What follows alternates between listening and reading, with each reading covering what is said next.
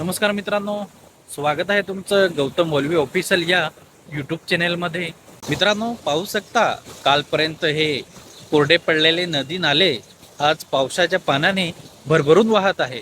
काही दिवसापूर्वी इथे एक पाण्याचा थेंबही नव्हता, पण आज सर्वत्र पाणी वाहताना पाहून मनाला खूप समाधान मिळतं.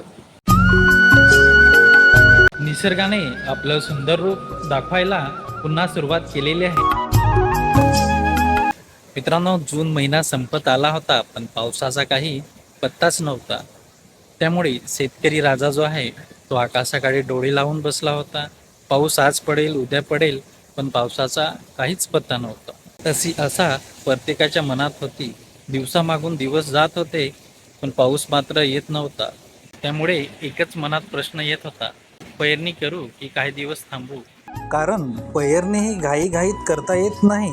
योग्य वेळी पाऊस पडला तरच बियाणं उगवतं. काही पिकालाही चांगली सुरुवात मिळते. म्हणून अनेक शेतकऱ्यांनी पावसाची वाट पाहणंच योग्य समजलं.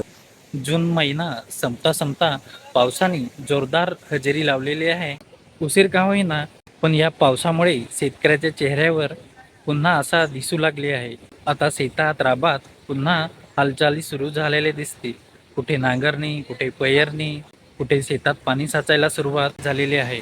जर हाच पाऊस जूनच्या सुरुवातीलाच आला असता तर आज भाताची रोपे 10 ते 12 दिवसांची झाली असती. पण निसर्गाची वेळ ही आपल्या हातात नसते. प्रार्थना मात्र एकच आहे की पाऊस नियमित पडावा, शेतकरीच्या मेहनतीला चांगलाच फळ मिळावं आणि यंदाचं पीक भरघोस यावं. मित्रांनो, व्हिडिओ आवडला असेल तर व्हिडिओला लाईक करा, तुमच्या मित्रांना शेअर करा आणि अशाच गावाकडच्या व्लॉगसाठी गौतम वल्वी ऑफिशियल या यूट्यूब चॅनेलला सबस्क्राईब करा.